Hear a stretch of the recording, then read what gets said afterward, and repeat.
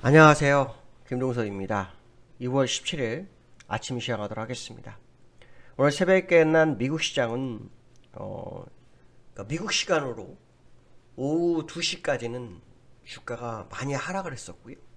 2시 이후부터 낙폭을 축소하면서 약보합으로 끝나는 상황이 됐어요. 미국 시장에서는 두 가지 이슈가 있었는데요. 하나는 이 우크라이나 사태 얘기가 있었고, 그 다음에 두 번째는 연준 의사락 공개가 있었습니다. 일단 우크라이나 사태가 사실 일단락 되는 듯한 느낌이 있었죠. 어저께 그 독일 총리 그 슐츠가 푸틴을 만나서 3시간 동안 정상회담을 했고, 그 정상회담 과정 속에서 푸틴이 유럽에서 전쟁을 원하지 않는다, 뭐 이런 얘기를 했고요. 뭐 철군 뭐 얘기도 있었나 봅니다. 근데 실제로 어저께 러시아 국방부에서는 크림반도에서 훈련을 마친 남부 군강구라고 합니다. 그러니까 소속 부대들이 철로를 이용해서 주둔지로 복귀하고 있다. 전날 약속했던 철군을 이행하고 있다. 뭐 이런 식으로 얘기를 했는데요.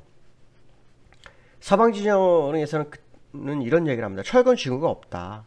특히 나토 사무총장 같은 경우에는 나토 회원국 국방장관 회의에서 러시아가 우크라이나 주변에 추가 병력을 보내고 있다라는 식으로 해서 서로 다른 얘기를 하고 있어요. 그게 이제 신경전으로 발전되고 있고, 그게 사실 미국 시장을 흔들었던 주요 이슈였어요.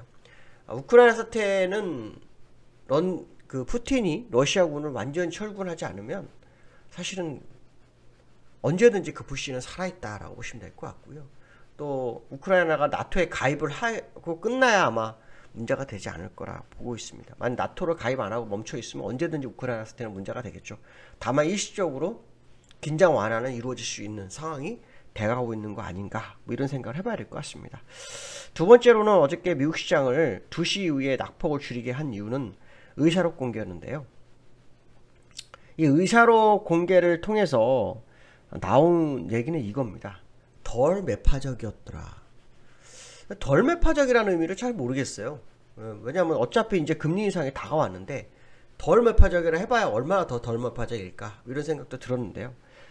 미국 시장에서는 3월에 금리 인상을 0.50bp 정도 가능성을 얘기하고 많이 하고 있죠.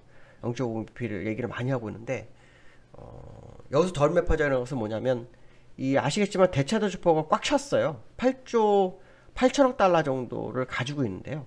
이거를 대폭 축소가 적절하다 이렇게 얘기를 하면서 그 시점에 대한 부분이 금리 인상과 좀 다른 시점, 그러니까 왜냐면 첫 번째 금리 인상 이후에 뭐 진행해야 한다, 뭐 이런 식으로 얘기를 하나 봐요.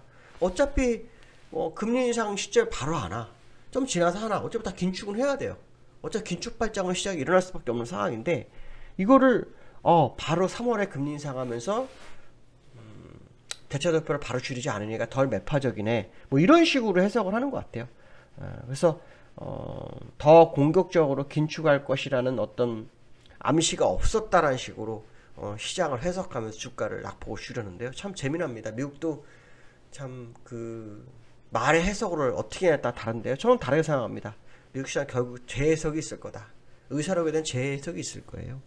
지금 순간은 일단 낙폭을 줄였지만 실제로는 이제 연준은 한 달 앞으로 다가온 회의에서 금리 인상 할 수밖에 없는 상황이고요.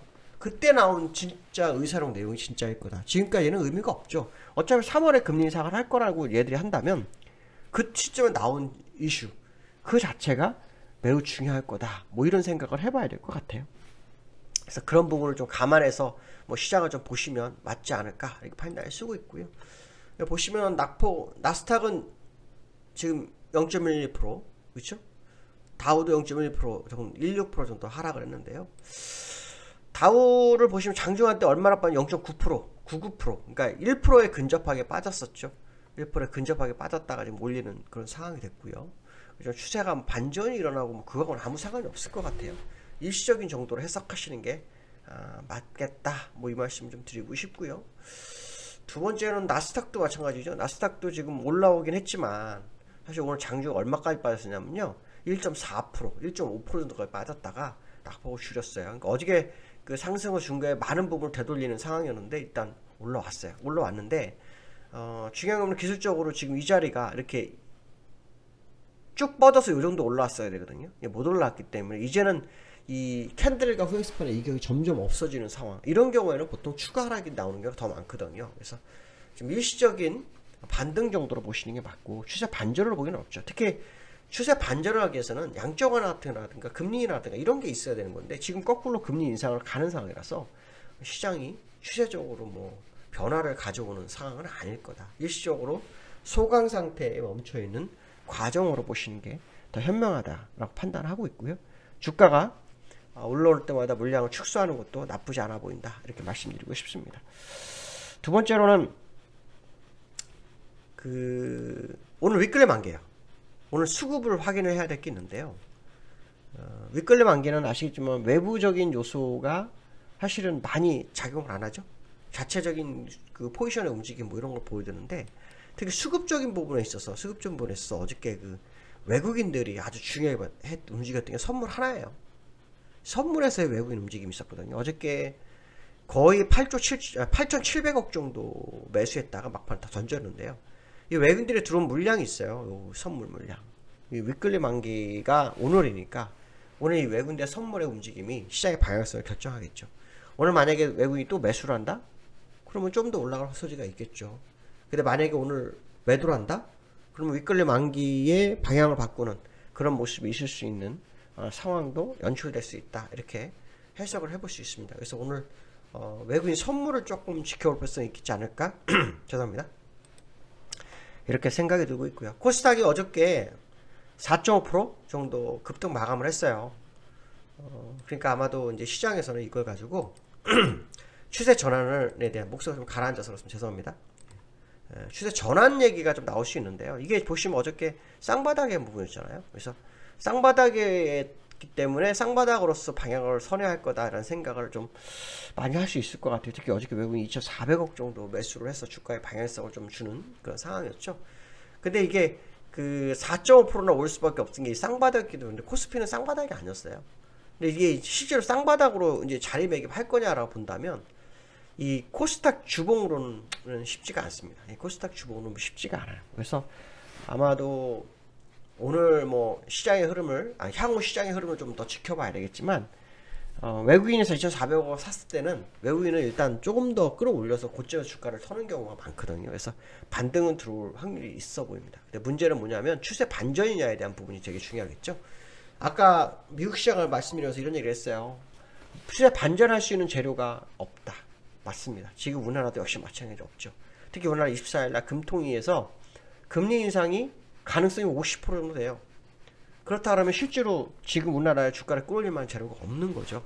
이렇기 때문에 사실은 여기 바닥이라고 예상한다는 것 자체가 좀 난센스일 수 있을 확률이 높다라고 보시면 될 것 같고 저는 개인적으로 국내장이 아직 하락이 다 끝나지 않았다고 판단하기 때문에 좀 주의를 기울여서 나쁠 게 없겠다. 뭐 이런 표현을 써드리고 싶고요.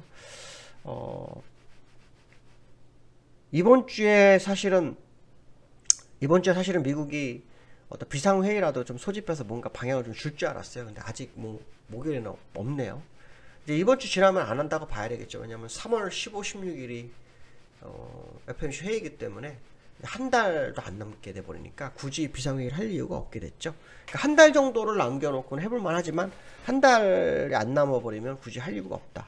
결론적으로 말하면 3월 15, 16일까지의 흐름을 보셔야 될 것 같고 거기에 따른 시장의 대응이 필요하지 않은가 이렇게 생각을 해봐야 될 것 같습니다. 오늘 여기까지 하겠습니다. 감사합니다.